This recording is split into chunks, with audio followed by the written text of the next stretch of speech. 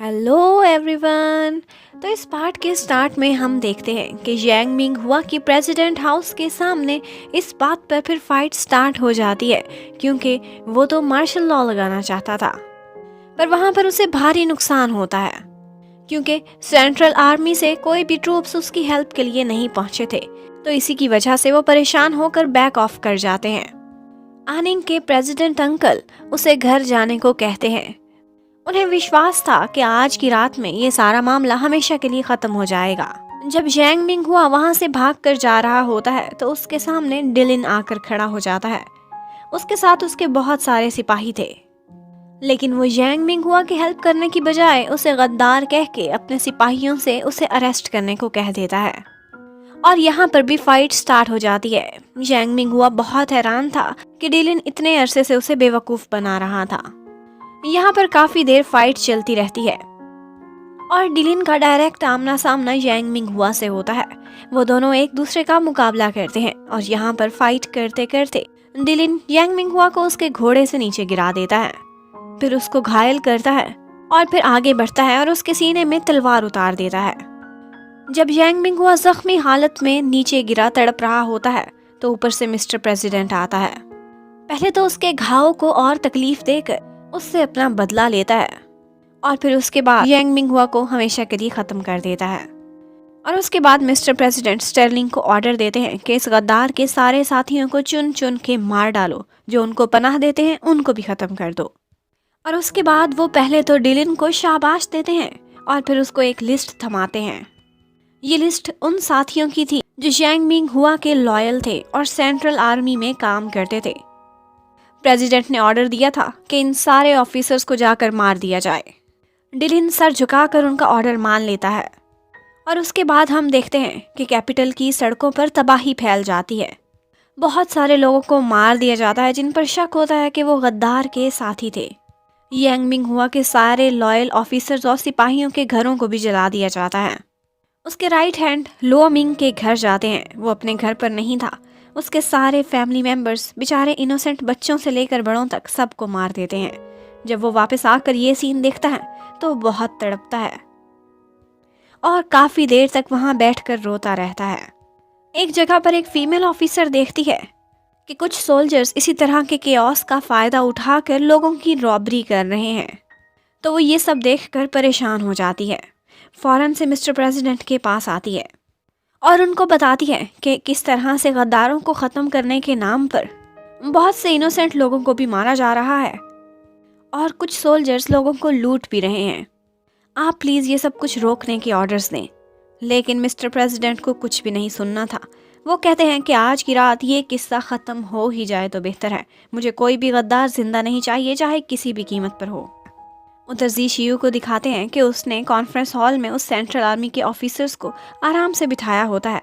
इतने में ऊपर से डिलिन आ जाता है और सिपाही उन ऑफिसर्स को पकड़ लेते हैं। डिलिन यहाँ पर प्रेसिडेंट के ऑर्डर्स दिखाता है कि 300 ऑफिसर्स को मारने का ऑर्डर हुआ है। ये वो ऑफिसर्स थे जो यांग मिंग हुआ के लॉयल हुआ करते थे और इन्होंने ज़ीजुआन फैमिली से गद्दारी की थी। वो ऑफिसर्स बहुत तड़पते हैं, कहते हैं हम जी शियू के कहने पर आज रात खामोशी से अंदर बैठे रहे, कोई एक्शन नहीं लिया, हमें माफ कर देना चाहिए। जी शियू को भी ये सब बिल्कुल अच्छा नहीं लगता। वो आगे बढ़ता है, डिलिन को रोकने की कोशिश करता है। वो कहता है कि इन लोगों को सुधारा भी जा सकता है, इनको मारना ज़रूरी नहीं है। डिलिन प्रेसिडेंट के ऑर्डर से इनकार नहीं कर सकता था। तो यहाँ पर जी शियू उससे रिक्वेस्ट करता है कि प्लीज़ तुम मेरे भाई हो ना, मुझे 1 घंटे की मोहलत दे दो। मैं प्रेसिडेंट से नए ऑर्डर लेकर आता हूँ। सिर्फ 1 घंटे के लिए इनको जीने की मोहलत दो।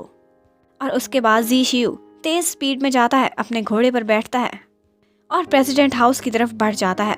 गार्ड्स उसे अंदर नहीं जाने देते तो वो बाहर से ही शोर मचा देता है। इतना बोलता है कि अंदर प्रेसिडेंट भी सुन लेता है और फिर उसे अंदर आने देता है। जी शियू अंदर जाकर कहता है कि आज वो सारे ऑफिसर्स मेरे कहने पर शांत होकर अंदर बैठे रहें, प्लीज़ आप उनको ना मारें। लेकिन प्रेसिडेंट को तो कुछ भी नहीं सुनना था। जी शियू के बार बार रिक्वेस्ट करने पर प्रेसिडेंट अपनी स्टिक बजाते हैं, जिस पर सारे सिपाही अंदर आ जाते हैं और मिस्टर प्रेसिडेंट जी शियू पर गुस्सा करते हैं कि इतने अरसे से तुम कैपिटल में आए हो, किसी दिन एक दफ़ा भी मुझसे आकर मिलने की तुमने हिम्मत नहीं की। तुम्हारी भी बहुत सारी गलतियां हैं। जब मुश्किल हालात थे तो तुम किस साइड पर थे? तुमने कभी वाजे नहीं किया। तो जीशियू कहता है कि मैं अपने लो स्टेटस की वजह से आपका सामना करने से डरता था, वरना मैं फैमिली से कितना लॉयल हूँ ये तो आप जानते ही हैं। उसके बाद वो नील डाउन करता है और बार बार उनसे रिक्वेस्ट करता रहता है, इवन कि अपना सर फर्श पर मार मार के खुद को जख्मी कर लेता है। उसका खून बहने लगता है, ऊपर से स्टर्लिंग भी आ जाता है, वो भी ये सारा कुछ देखता है। तो जीशियू के साथ नील डाउन कर जाता है और वो दोनों मिलकर प्रेसिडेंट से रिक्वेस्ट करते हैं कि उन ऑफिसर्स को ना मारा जाए, उन 300 ऑफिसर्स की जिंदगी बच सकती है। और उसके बाद दिखाते हैं कि जीशियू प्रेसिडेंट से नए ऑर्डर्स लेकर बहुत तेजी से दौड़ता हुआ जब कॉन्फ्रेंस हॉल में अंदर आता है तो 1 घंटा तो कब का गुजर चुका था। वहां सारे के सारे ऑफिसर्स को मार दिया गया था। ये देखकर जीशियू का दिल टूट जाता है, वो बहुत तड़पता है, उसका सर भी चकराने लग जाता है। वो डिलिन से शिकवा करता है कि थोड़ी देर और रुक जाते मेरी खातिर, लेकिन डिलिन कहता है कि तुम्हें क्या लगता है मैं प्रेसिडेंट को अच्छे से जानता नहीं हूँ? अगर वो आज तुम्हारे कहने पर इनको छोड़ भी देते, लेकिन ये मत भूलो कि वो भी एक कनिंग फॉक्स है, इनको ज्यादा दिन जीने ना दिया जाता, और हम लोग जो ऑर्डर नहीं मानते वो भी इन्हीं में से एक ही गिने जाते। और डिलिन उससे कहता है कि अब जो कुछ होना था हो गया, ये सब भुलाओ और आगे की तरफ देखो।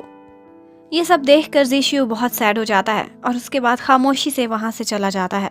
वो जब गलियों से गुजरता है तो वहां लोग रो रहे होते हैं, अपने प्यारों को तलाश कर रहे होते हैं। जीशियू जब सर झुका के चलता चलता घर की तरफ जाता है तो इतने में सुबह हो जाती है और वो अभी तक मुसलसल रोए जा रहा था। यहीं पर ही ये पार्ट खत्म होता है। Thank you for watching, stay connected, bye bye.